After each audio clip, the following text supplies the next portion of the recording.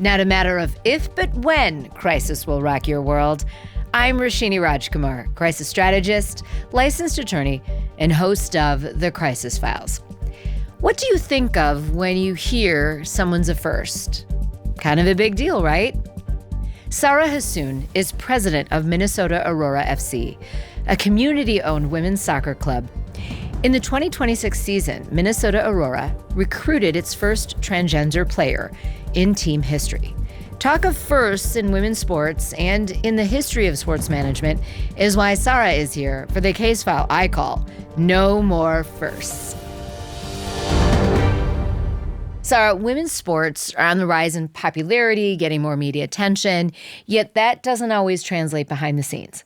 Yeah, absolutely. I think, it's wonderful to see the continued attention, the continued volume around women's sports. But I think what you realize, especially when you step into this career, when you step into this industry, is how small the teams are behind the scenes, right? You look at the sort of comparison to maybe some counterparts in other leagues, and it's tiny. And you look at the talent we're recruiting, and sort of just the way that front offices are built. I think there's a lot of work we still have left to do. It's a big deal. When you were named president, that got a lot of buzz, got a lot of attention. But you have taught me that, yes, that's a great thing, but a lot of times in women's sports, it's not. You're making a lateral move versus really rising up the pipeline. Yeah, and I think, whether for the woman herself and her career, right? Obviously, for me, moving from a chief of staff role to a president role is absolutely an escalation, is a promotion. But where I always look, I think I've trained myself now, I look at the trail that she left behind her. And what is the role that she left and who's filling that role as she leaves?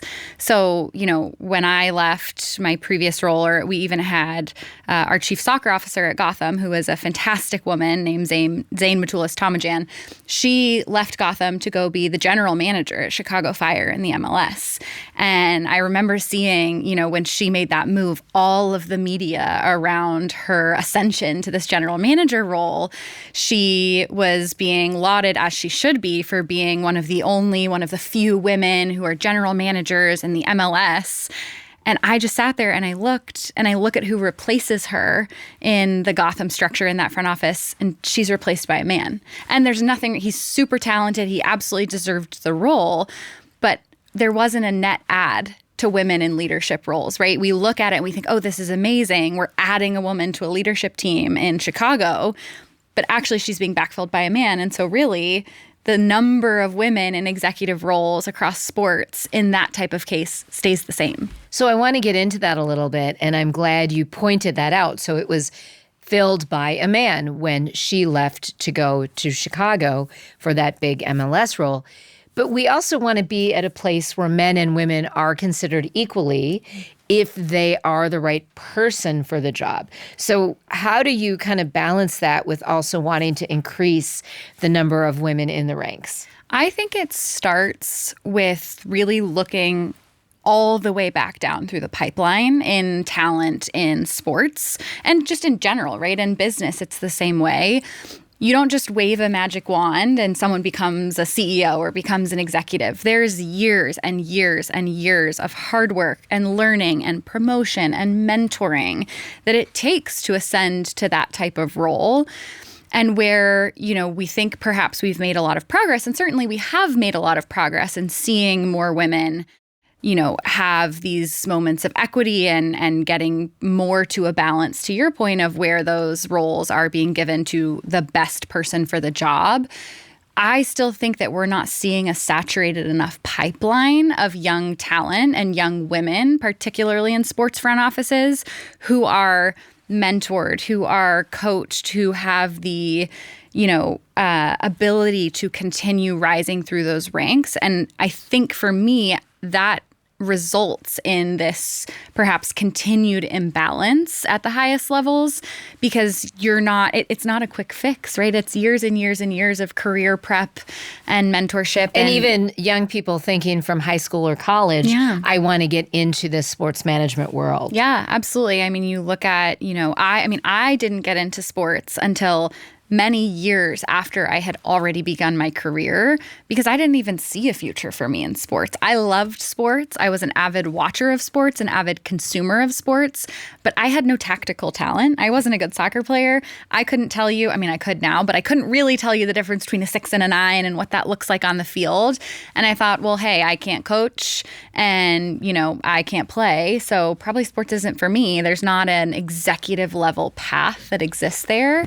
And I'm so thankful that I figured out that I was wrong. Right. We are too. And often, though, seeing is believing. You have to see someone that's like you in a role to believe it's even possible for you. Absolutely. Yeah. And I think when you aren't seeing that, or your boss is always, someone who doesn't look like you or who you don't see yourself in, I think in the grind of sports, it can get really discouraging and it can get really hard. Let's talk about women in sports management on the men's teams. I know that's a very slow roll, but there have been some strides there, right? Yeah, absolutely. I think, you're seeing it happen more and more. I think Zane is a perfect example of that, right? You're seeing a woman step into MLS.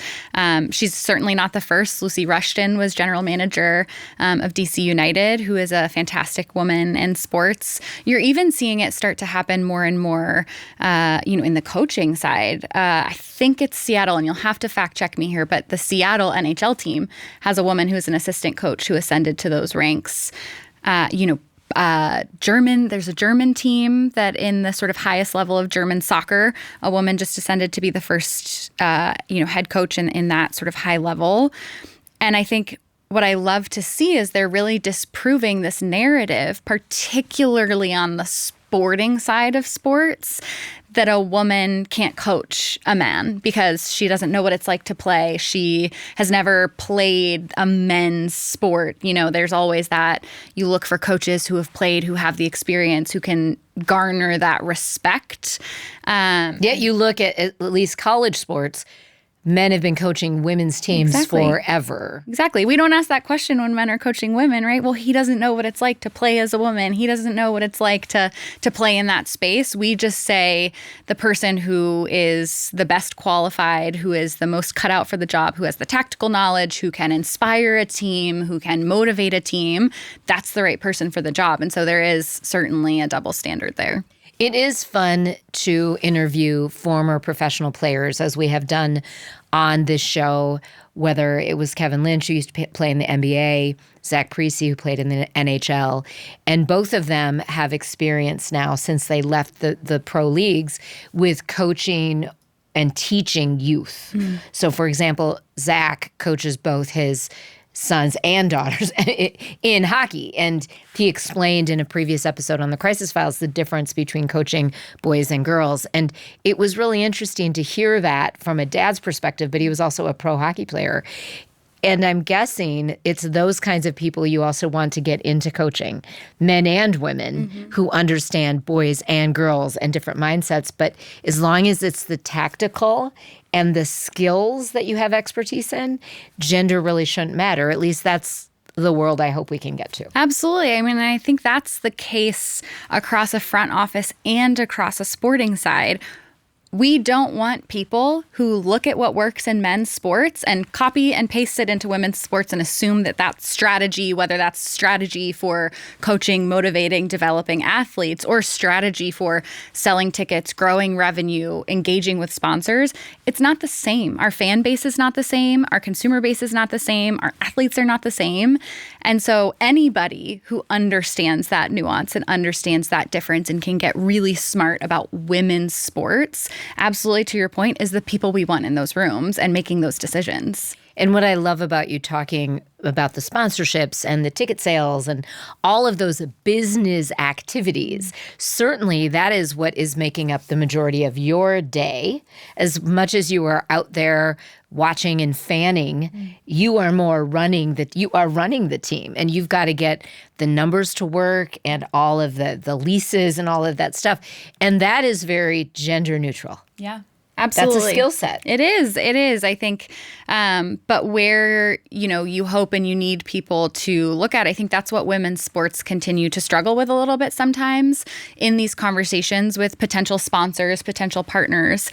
wanting to copy and paste their strategy from the men's game or copy and paste the metrics that they're looking for. Our fan base on the women's sports side is a completely different beast, and in my opinion, a far more fertile ground for a sponsor than necessarily a men's sports fandom. But you see the companies and the businesses that are getting the most benefit out of their women's sports strategy are the ones who understand that and who actually trust the experts in women's sports to help them build their strategy. I listened to Andrea Brimmer, who's the chief marketing officer at Ally, speak a couple weeks ago, and they're a massive sponsor of the National Women's Soccer League. They do a lot of work with them. And she said something that really resonated with me of we had to sort of jump and then figure out why it worked. We had to build the metrics as we were executing them, and we knew it worked. We felt it. Had we that saw gut it. feeling. Yeah, we had that feeling, but we realized that none of our traditional ways of evaluating a sports sponsorship were quite right to capture this magic that we were seeing. And so, we had to kind of invest first and figure out why it worked later. And I think you're seeing now more and more companies doing that. You're seeing Geico jump into the women's sports game. They said the same thing in the first 3 months of their 2-year-long partnership. They said, I think we've already returned our investment. Isn't that amazing? Yeah. And they're like, I can't tell you exactly why. Like, I don't have the numbers written up yet, but I can tell you as someone who's been doing this for a very long time that it's there. And it might feel like a blind jump, but it's really not, because if you look around, we see the advertising, we see more brands that are including girls and women in their advertising that are sports ads or sports products and wardrobe. And Geico, you're not blind, you're living that world. So it's a good hunch. It's a good bet. It is, absolutely. And I think both on more of a macro scale, right, across everything. I mean, I said this to my husband. I said, after I heard Geico's announcement, they're the only real insurance company that's big into women's sports. I said, I'll absolutely switch our insurance to Geico. They all end up kind of being the same price anyways. I would happily switch to Geico after that. I love to reward, and most women's sports fans are that way. They're like, thank you for I want to see the gecko wearing a Minnesota Aurora there little you go. jersey. Yeah. You think you could make one that small? I think we could make one. I did. I saw their mascot actually, and he's massive. So we might have to make one bigger. That's hilarious. So it is amazing kind of what you are living in. Talk a little bit about recruiting. I know that you're not in the coaching side, but you understand you've got to interact with that side of the sport. How competitive is it to get the kind of players you want? And soccer is a global sport, truly. It absolutely is. Soccer is a global sport. We're so excited this year. We have athletes coming to our team from across the globe. We've got some really great talent. Mexico youth national team. We have Japanese youth national team. We've got so many amazing players. When we are recruiting, I think our community here in Minnesota and in the Twin Cities is by far our secret sauce for recruiting with our athletes. Being able to show them that there is a community behind them. There are our community owners. There are our fans who fill the stands for them, who buy jerseys with their name on them. So many of these collegiate athletes have never had someone buy a jersey with their name because they want to support the player. And I really think all of those pieces coming together, that it is magical for them. And our partners are fantastic. You've got folks like Alina and Pence Homes and Delta Dental and all of these fantastic sponsors who support our team, but also pour into our athletes. And these are national brands. Those are really great sponsors. Yeah, absolutely. To have. They are. And they just... Our athletes are so grateful to be somewhere. I mean, they do, really fun events with the Mall of America. They get to go be brand ambassadors and shopping trips and things like that. So it is just so impactful. That business community and how it rallies around our athletes is something that certainly we couldn't recruit to the level that we recruit to without them. And I think I've heard from a lot of our athletes that tangible support, both as an athlete in their career, but also the number of offers I've gotten from really impressive folks at all of our partner businesses saying, hey, if an athlete's interested in healthcare, if an athlete's interested in real estate, if an athlete's interested in X, Y, and Z, would love to talk to them. I would love to mentor them. We've had athletes shadow. I mean, I could literally go on and on. That is so incredible. Well, I love that. And I'm guessing that in all of the markets that have teams in your league around the U.S., they're feeling some of that. And I'm guessing the Minnesota market is exceptional in that. But we want to definitely give a shout out to some of those other teams and communities because they are also embracing it. Because truly, women's sport is growing nationally, globally. It's really fun to see the differences. It's interesting in my own lifetime to definitely know there was a before and we're in the after. For sure. And hopefully that after just keeps getting better. So, Saara, what does good look like? What does great look like? Such an interesting question. I think to me, good looks like executing, right? Good looks like checking your to-do list off, getting things done, being sort of in the space you're supposed to be in and existing. I think great sometimes feels intangible, but greatness becomes undeniable.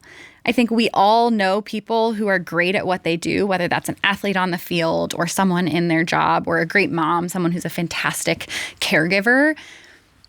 You feel it, you know it, right? There's an energy to it. There's this inertia that happens in greatness. And so that's what I love. There's not one thing that makes someone great, and there's not one way to be great. But I think the commonality that I always see across great people and great women I've had a chance to work with, I've had a chance to be mentored by, it's a feeling rather than necessarily an executable. And in the terms of sports management, how can we define what great could be the world we want to grow to?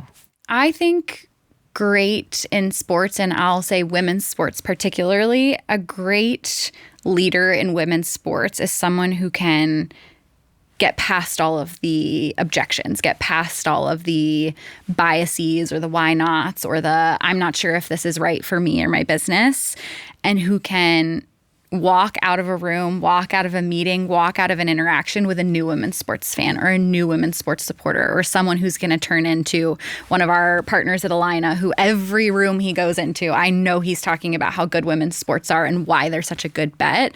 I think that some might call it cult-like mentality. I would just call it a really strong influencer who can just sort of sprinkle that magic of sports wherever they go and really make the case, because it's not a hard case to make, but you have to know how to make it. Right. And hopefully it will be a fun cult where whether it's men's sports, women's sports, men and women can coach in those leagues and teams. They can manage, they can be on air for those teams. Well, such a fun conversation. We will be watching you, your team, and your league as this season and the rest continue. Find out more about Minnesota Aurora and Saara at mnaurora.com.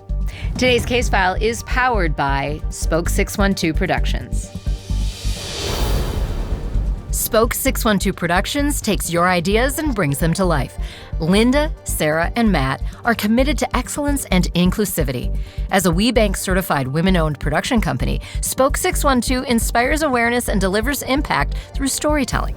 When you put your project in their hands, Spoke 612 draws on their own talents and experience to ensure they tell the best possible version of your story. Visit their portfolio at spoke612.com. Rate, review, and subscribe to The Crisis Files on your platform of choice. Follow us on YouTube and Instagram at The Crisis Files. Visit thecrisisfiles.com for all 4 seasons of the show. I'm Roshini Rajkumar. Join me next time on The Crisis Files.